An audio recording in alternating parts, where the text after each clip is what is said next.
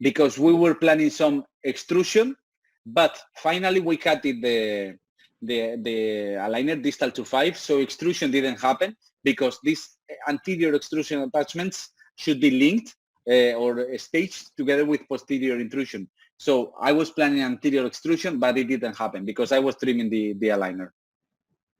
Okay, so thank you for that. Also, in regards to central incisors, Dr. Helena is asking, are you not worried about or afraid about devitalization of the central incisors?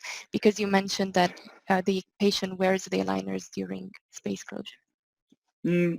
I've only had one ankylosis procedure with aligners and one with fixed appliances. It was in both cases a canine, which stopped moving during the treatment and got ankylosed and got a necrosis in both cases.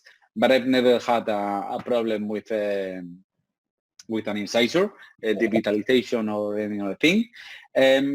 Usually I'm happy and confident of everything, so I don't think I'm going to catch coronavirus, and I don't think I'm going to have any devitalization. Maybe I will have, but I'm not afraid of that, and it hasn't happened to me yet.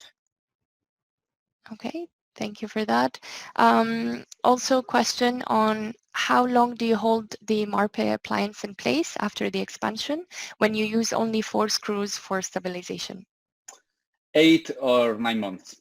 In some cases, I can leave it I can remove it at 6 or 7 if we have a soft tissue issue, but only if I am wearing an orthodontic device, but usually around 8 to 9 months. Okay, thank you for that. A request from a doctor, if you can share with us the protocol of expansion according to the age, and when would you stop, and how long would it take for the crossbite to be corrected? Okay, so the protocol, as I was saying, is not mine. I think the protocol doesn't have the paper from which it was taken. Probably it is before the paper, but I will place it. But it's in between less than 30 years, I would say 2 activations per day, more than 30 years. 4 activations per day. It is a modification of this chart from Dr. Moon. Depends on the size of the screw, but usually in less than a month, you have the space. This is important. You're going to see in social media, I have them also in my office, cases with 5 millimeter diastema on the anterior segment. In these cases, it is because we have used 2 MARPEs. With one MARPE, you will expect, from my clinical experience, around 2 millimeters. Okay, thank you. Because, because the first one opens the suture, and it's taking a lot of strength and screw bending and everything. And the second one, whenever the suture is open, is expanding a lot. Okay. There is a question on how much arch length did you gain after expansion with MARPE? We lose arch depth. Mm-hmm. I mean, if it's arch width is around 2 millimeters with just the first MARPE from my clinical experience, and I lose arch depth, which is depending on the crowding we have on the anterior segments. We've reviewed 3 cases in which there was no crowding, so we lose more anchorage, more arch depth, sorry. If we have crowding, we tend not to lose arch depth. Okay. There is a question on, is it predictable to expand only one side when you have asymmetric crossbite posteriorly?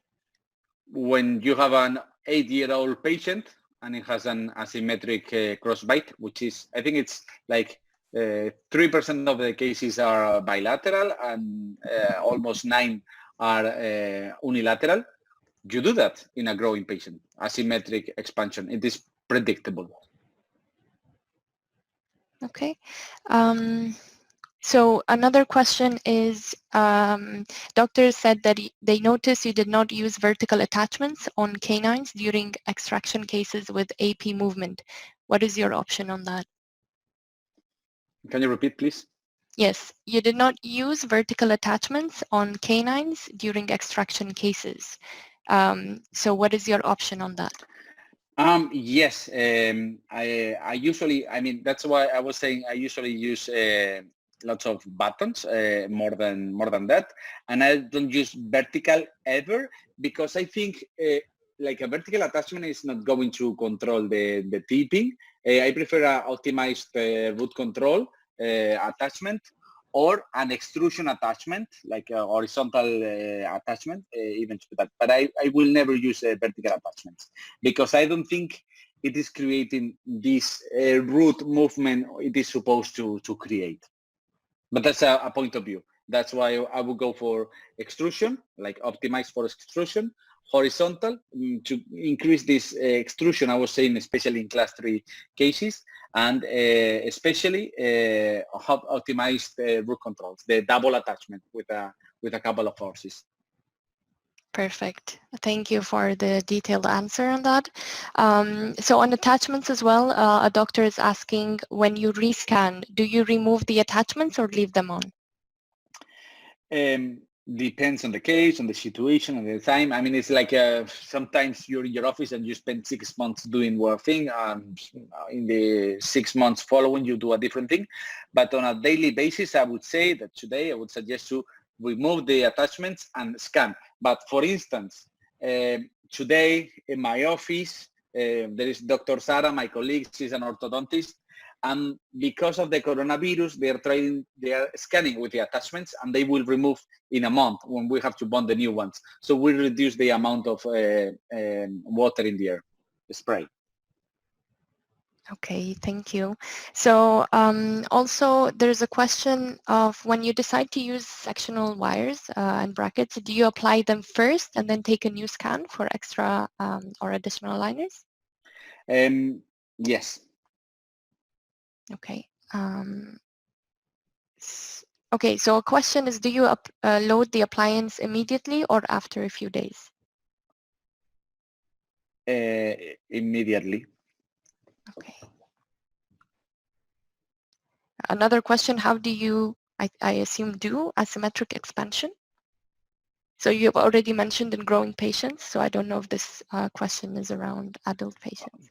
Okay, with asymmetric expansion, the best thing, I mean, we've seen one of the cases in which we were using the second quadrant for anchorage. So if I can leave one quadrant unmovable, I will use it as anchorage if it's asymmetric.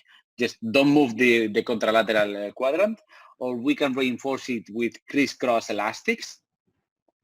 And if it's a MARPE, it will be the same as with growing patients. It is difficult to do it, especially because as far as we know from literature, we should be using 4 screws.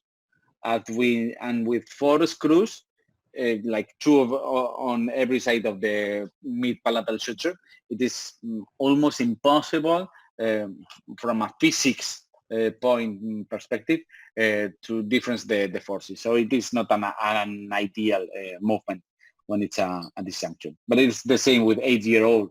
Sometimes you get expansion in the side you didn't need it because the crossbite is in the other one.